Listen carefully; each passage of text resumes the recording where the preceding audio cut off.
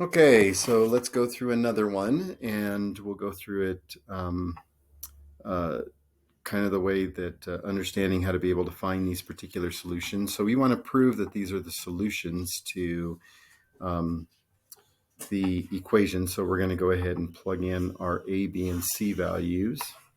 Okay, so in this particular case, we want to see if those are actually the solutions. So x equals -7 plus or minus the square root of b squared, which is 7 squared. And I should, just like I told you, you need to put parentheses around these things. Kind of clean this up a little bit. So we have a 7 there. And then we have, of course, inside we have -4 times a times c, all divided by 2 times 1. So that gives me -7 plus or minus square root. 7 squared is 49 minus 48 all over 2. So now I can clean that up a little bit. That is -7 plus or minus the square root of 1 all over 2, which is -7 plus or minus 1 over 2. Now I can write this as two separate ones. -7 plus 1 over 2, and x equals -7 minus 1 over 2. So that is -6 over 2, which is -3. And this is -8 over 2, which is -4. So I have two answers, -3 and -4, and they do match up. Okay, remember we do the opposite of these because remember the solutions are x plus 3 and x plus 4, just looking at these answers here. And then I multiply those two. 3 times 4 is 12. 3 plus 4 is 7. So that also shows me that we got the right answer. Okay, one more, and then we'll hit our last video. So then we have 1, 10, and 18. So the numbers get a little bit larger.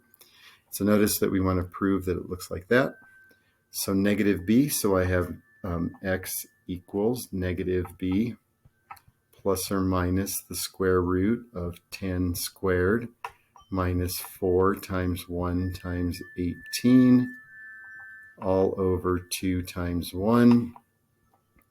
And so that is -10 plus or minus the square root of 100 and minus, so if I multiply 18 times 4, get 32. 1 times 4 is 7, so that's 72, all divided by 2. And now I get -10 plus or minus 100 minus 72 is 28, all over 2. And notice that we have something like this. So this needs to look like that. So notice I don't have an even number for the square root of 28. So instead of doing that, I'm gonna do this. I have -10 plus or minus, and I'm going to rewrite 28 is 4 times 7 over 2. And this is something that we've learned, but we haven't really emphasized on this. So we have plus or minus, and the square root of 4 is 2. That's where this 2 comes from. And then we have left over still the square root is 7 divided by 2. And then what I'm going to do is I'm going to write the denominator under both of these. So I have -10 over 2 plus or minus 2 over 2, or 2 squared is 7 over 2. Keep going down just because I want you to see what happens. So -10 over 2 is -5, plus or minus these two cancel, and I get the square root of 7. So that's what I should have as an answer. I see what they did. They didn't do this 28, so we're not going to worry about all this stuff over here. So for now, we can say, okay, let's ignore that. Let's go back to this -10 plus or minus square root of 28 over 2. And all I'm going to do is just rewrite it underneath each one. Plus or minus square root of 28 over 2. And so that is -5 plus or minus square root of 28 over 2. I actually would have accepted it this way. This is actually okay.